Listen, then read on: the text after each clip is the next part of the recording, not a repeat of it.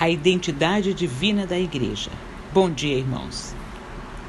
Um dos grandes desafios da Igreja ao longo da sua história foi e é de preservar a sua identidade. Em várias ocasiões, desde o início, a Igreja sofreu ameaças que visavam comprometer seu real chamado. Cristãos nominais geram igrejas nominais com identidades líquidas, diluídas pelo mundanismo, distanciadas da palavra de Deus. A Igreja de Cristo, do mesmo modo que a Igreja primitiva, precisa se manter fiel aos princípios apostólicos, conforme Atos 2, 42 a 47. No livro de Atos encontramos o registro dos primeiros anos da Igreja. A identidade da Igreja diz respeito às suas características bíblicas, a razão de ser da Igreja. Identidade é um conjunto de caracteres próprios e exclusivos de uma pessoa. No caso da Igreja, a pessoa de Jesus Cristo. Identidade em Cristo é a consciência de quem somos em Deus, de onde viemos e para onde vamos. É o reconhecimento de que somos criados à imagem e semelhança de Deus, que somos amados, aceitos e perdoados por Ele, que somos chamados e capacitados por Ele para cumprir o seu plano e propósito. Identidade em Cristo é diferente da nossa identidade natural, que é baseada nas nossas características físicas, sociais, culturais e psicológicas.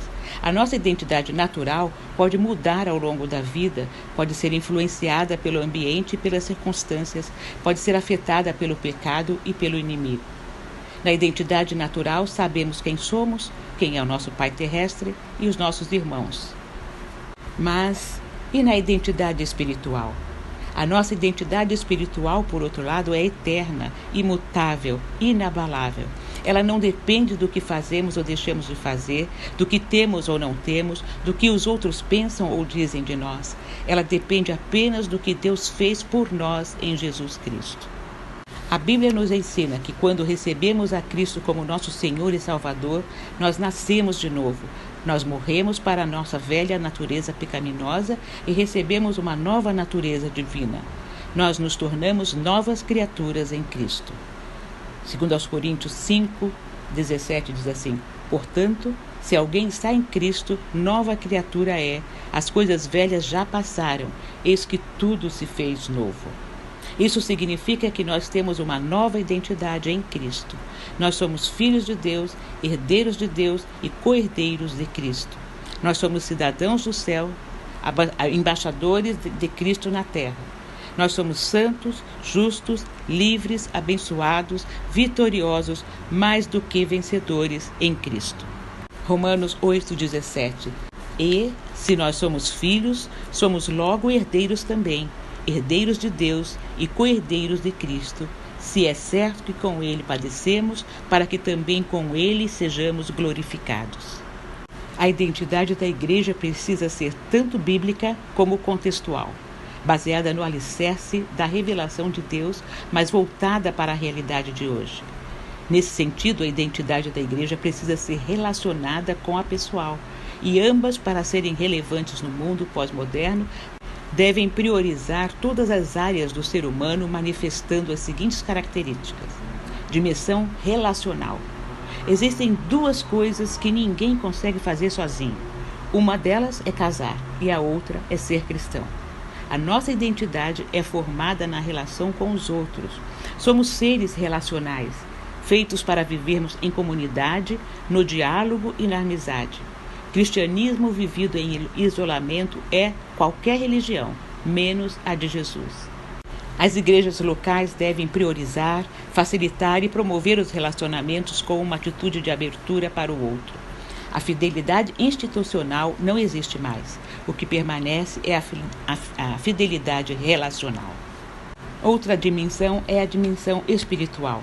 Todo ser humano tem necessidade do que é admirável, do que é elevado, do eterno e do infinito.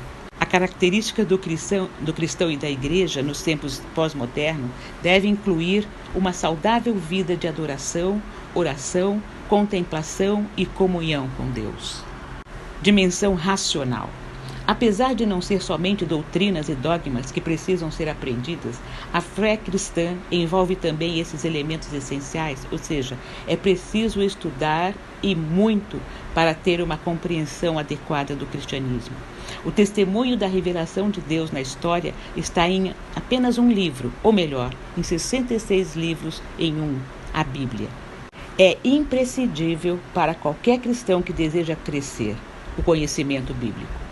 Uma igreja que quiser ser relevante e fiel na atualidade deve ter e ministrar um forte ensino bíblico, teológico, doutrinário para os seus participantes.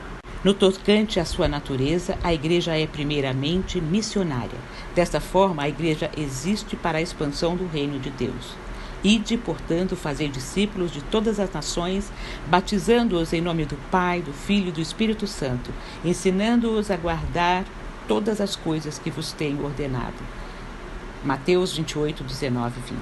Um segundo aspecto da sua natureza é que a igreja é diaconal, ou seja, ela foi instituída para servir à semelhança do seu Senhor Jesus Cristo, que também veio como servo, tal como o Filho do homem, que não veio para ser servido, mas para servir e dar sua vida em resgate de muitos. Mateus 20, 28. Como representação da identidade divina da igreja, temos o batismo. O batismo é uma das ordenanças que o próprio Jesus deixou para a sua igreja. O batismo deve ser observado pela Igreja de Cristo como uma das suas ordenanças, ministrado em nome do Pai, do Filho e do Espírito Santo, e como testemunho público de fé daqueles que já tiveram uma experiência de conversão. A ceia do Senhor é uma expressão da identidade divina da igreja.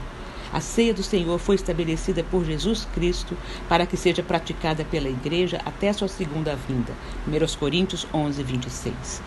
Ela possui, à semelhança do batismo, um caráter simbólico e não sacramental, mas com uma diferença. Enquanto o batismo celebra a nova vida em Cristo, a ceia do Senhor relembra o sacrifício do corpo e do sangue de Jesus. Em ambas as situações, apontam para a identidade divina da igreja. Lemos em 1 Coríntios 10,16. Porventura o cálice de bênção que abençoamos não é a comunhão do sangue de Cristo? O pão que partimos não é porventura a comunhão do corpo de Cristo? Nesse sentido, a dimensão vertical é a comunhão com Deus, que por sua vez gera a comunhão horizontal entre os irmãos. A igreja é de origem divina, pois Cristo é a cabeça do corpo e, portanto, é quem lhe confere identidade. Essa realidade é desenvolvida pela dependência do Espírito Santo de Deus na vida de cada crente, promovendo uma atitude de santidade e piedade cristã, gerando assim novas criaturas que buscam incessantemente fazer a vontade de Deus. O mundo em que vivemos está passando por mudanças profundas, ideias, conceitos, sistemas, religiões, e os cultos estão sendo alterados. Porém, cremos na providência divina e sabemos que o Senhor Jesus está edificando a sua igreja na terra. Por isso, essas mudanças provocadas pela pós-modernidade podem ser oportunidades para as igrejas abandonarem as estruturas e conceitos antibíblicos que a deformaram e se aproximar mais da identidade de igreja que o Senhor deseja que ela seja. Amém.